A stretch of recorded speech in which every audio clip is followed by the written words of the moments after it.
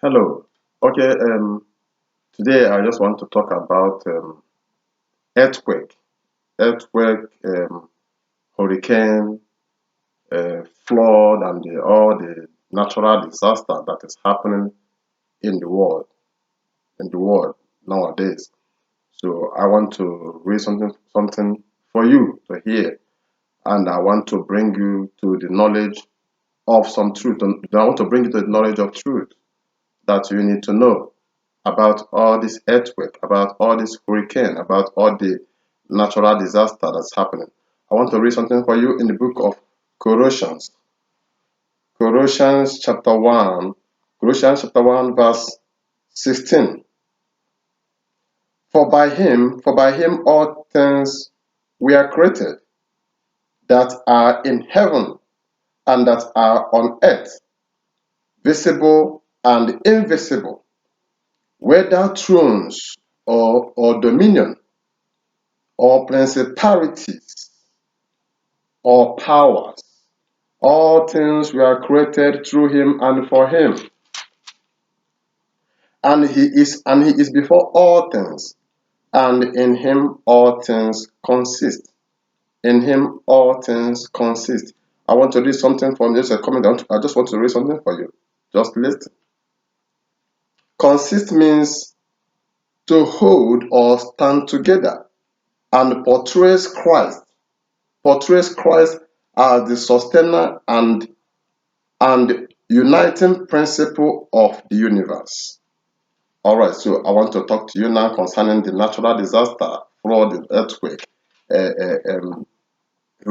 hurricane, and every other thing that's happening, flooding that we are experiencing today in the world, according to what God said to me, what the Almighty speak to me. And I want to tell you the cause of all this natural disaster, the cause of earthquake, and all these things that's happening. I want to say something to you.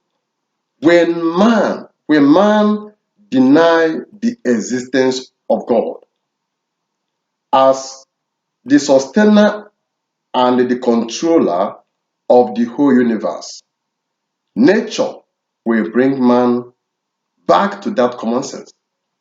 I'll say it again. Listen carefully. I know I read something for you. I say, in him all things were created. You know, whether the things in heaven, the things on earth, whether thrones or dominion or principalities and powers, all things were created through him and for him.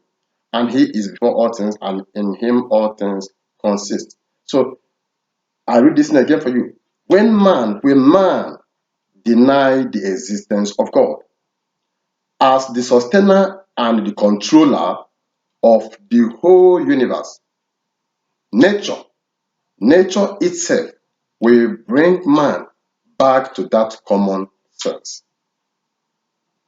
All the thing I'm saying is the natural disaster, earth, ground opening and the swallowing people, earthquake, flood, hurricane, many things we are seeing happening. It's a warning from God. It's a warning from God that man have to come back to him. When man refused to give God glory, the nature will be very angry for man. Everything God created must give God praise. But I don't know why mankind these days is behaving as if to say that they created themselves, that they just, they created themselves. I just don't understand. Man turned their back, to God. We are now the chef. We are now the owner. We are now the one in control. Who told you that you're in control? You are nothing but an earthen vessel. The thing that makes you to be a living soul is the breath of God in you. So if you did not recognize God as the creator and the sustainer and the controller of the whole world, the nature will rise up until you do that. Remember, the Bible said one thing. It said, when a man's way pleases the Lord, he makes all his enemies to be at peace with him. When we begin to make God happy, when we go back to the word of God, when we go back to the owner of life, When we go back to the one that created everything, when we go back to the word of God, the word that said, let there be man, let there be an animal, let there be earth, let there be sea, let there be that.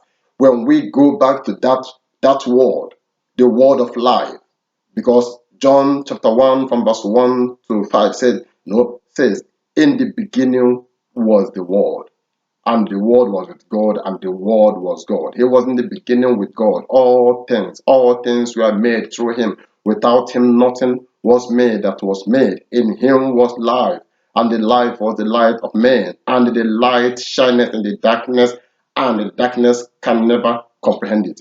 So the end of all these things, the Almighty is not pleased, is not happy. Climate change we are seeing today, we are hearing today, there is nothing like that. When man go back to God, the nature itself will smile. The nature will look at us and smile. Look at when you have a pet dog or any animal. Let me use an example.